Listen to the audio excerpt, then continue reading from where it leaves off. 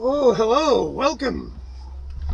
Welcome to the turret of pleasure in the Enchanted Kingdom of Hermione. I'm Zip Gunn, your host, and the Lord Chancellor of the Enchanted Kingdom. Today, on I Am That Sucker, I'm going to talk about the man whose hat I'm wearing. Yes, I actually have his hat. Thank you, Ford Pure, for the birthday present back when. We're going to discuss one of my very favorite musicians in the universe, Mr. Richard Thompson. And I'm also going to discuss the band he came out of, Fairport Convention. Because what we have here is pretty much, this is where you really get off the bus if you're not a complete Richard Thompson fan. Because these are both live at the BBC tapes. And I do believe the first one was the Fairport. And 2007 was this one? Yeah, 2011.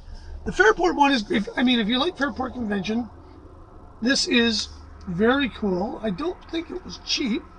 It's one of these kind of awful hyper plastic thing where the CDs overlap and the book is all part of the package. But fairly well, nicely laid out, nice booklet in it.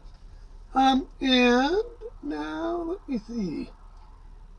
John Peel's Top Gear, David Simon's Top Gear, Stuart Henry, David Simon's on Sunday. So there is a whole lot of BBC shows here with that are all BBC. Oh, here we go. There's some cool stuff on this now. If I remember correctly, disc 4 is actually taped, like on tape decks, off the radio.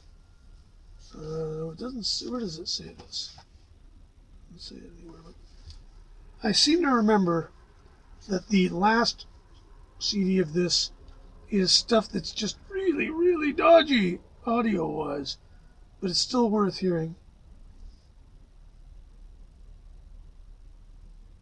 Off-air disc 4. What does it say? What does it say? Oh, here we go. Oh, just says on the disc itself. Off-air recordings.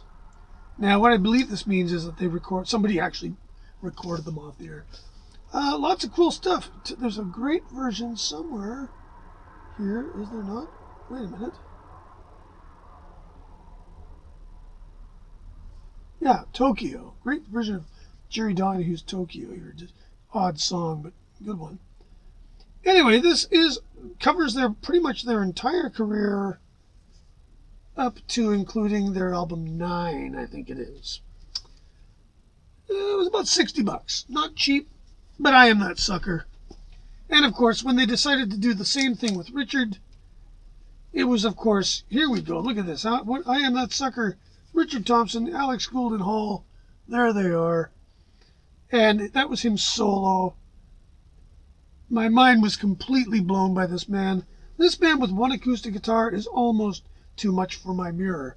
I've seen him with a band. He was excellent, but solo, when he was playing songs that weren't even his best songs. They were songs from, like this Capitol years, good songs, but he would stretch them out and do things to them that was just, it was spellbinding.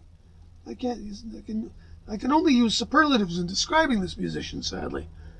Anyway, this is, as you might expect, 4 DVDs. There's a DVD on this video, which is wonderful, which I would show you, but it would probably violate somebody's copyright, and that'd be Universal, Universal don't want me to do that.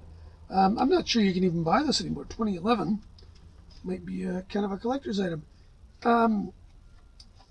This has some great stuff on it. It has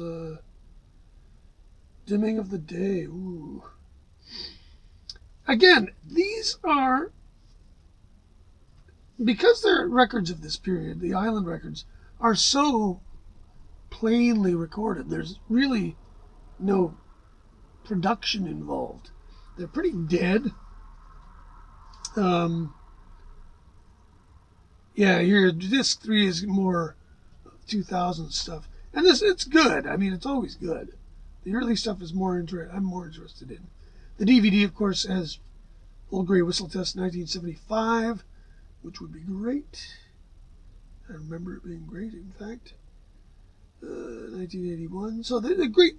It's a great package. And, you know, again, probably $60. But with artists like this, of this stature, this stuff is actually worth buying if you really want to dive into them. Because none of the audio of either of these books, I don't think there's hardly any unreleased songs. Very few. None of any consequence.